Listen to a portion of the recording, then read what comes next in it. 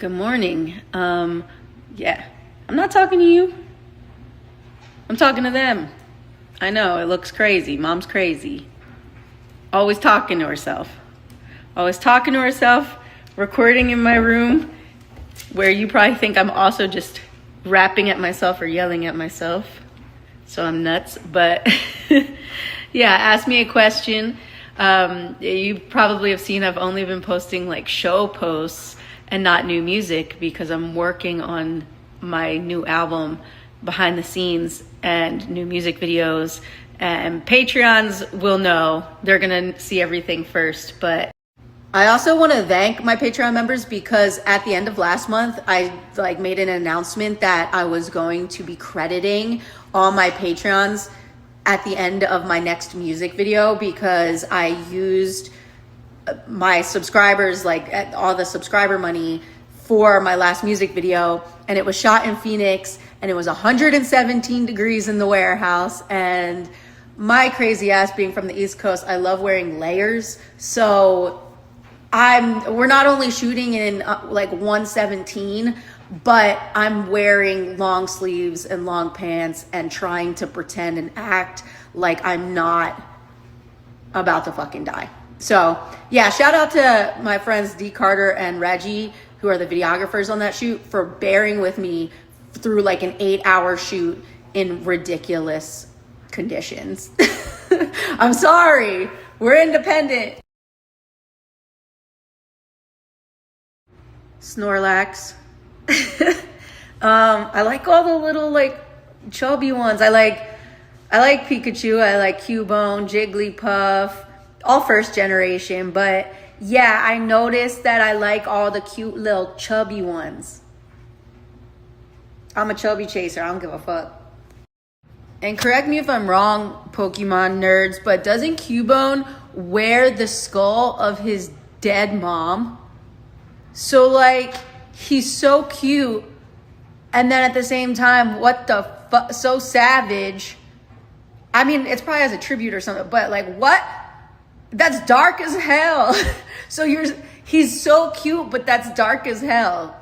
He might just be my favorite, actually.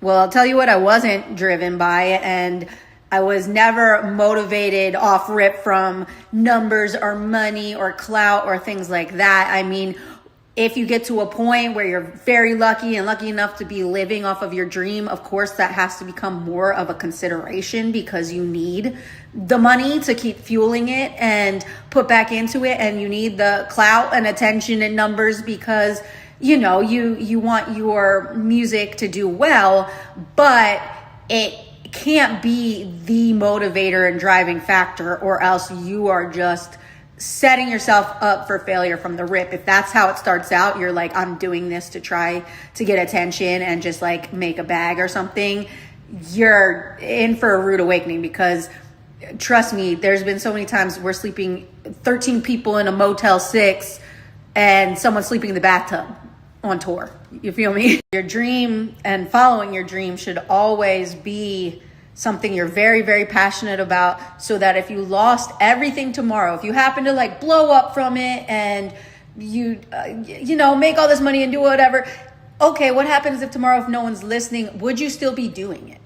That you have to ask yourself, especially when you start out and no one is listening. So you have to ask yourself, what if it never takes off or is what you perceive as success?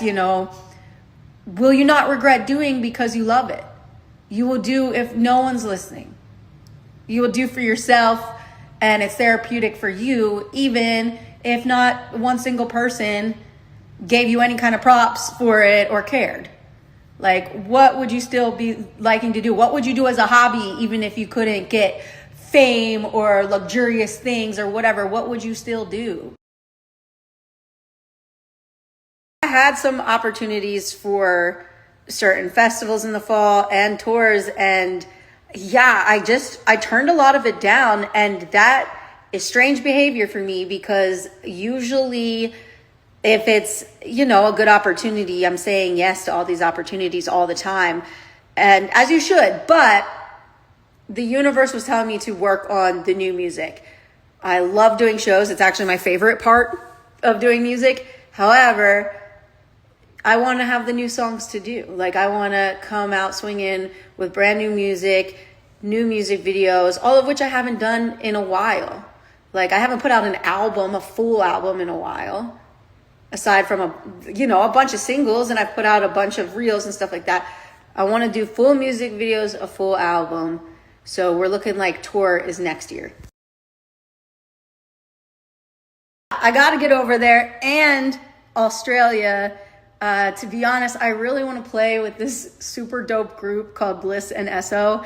And I know I have like listenership in Australia, and I've sent merch shipments and stuff there, but truly they'd be doing me a big favor if they did it, because I've never been there before. So I acknowledge it would be more them throwing me a bone.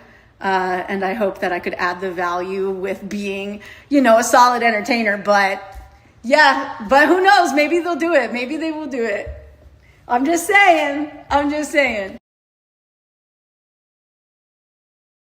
When I was a little girl, I remember one of my classmates describing me as the class clown. And I went home and cried over that, because I took, everyone wants to be like, oh, she's pretty and popular and stuff. And I was described as the class clown, which now I take as a major compliment. I don't care. I was destined to be an entertainer. And I did spoken word, and I was always a writer, and never really naturally musically inclined. It was just something I later turned into music, because I just always had a knack for poetry and writing, and then simultaneously a knack for being on stage and being in my element up there. So the combination, I just started putting my poetry to beats, and it went from there.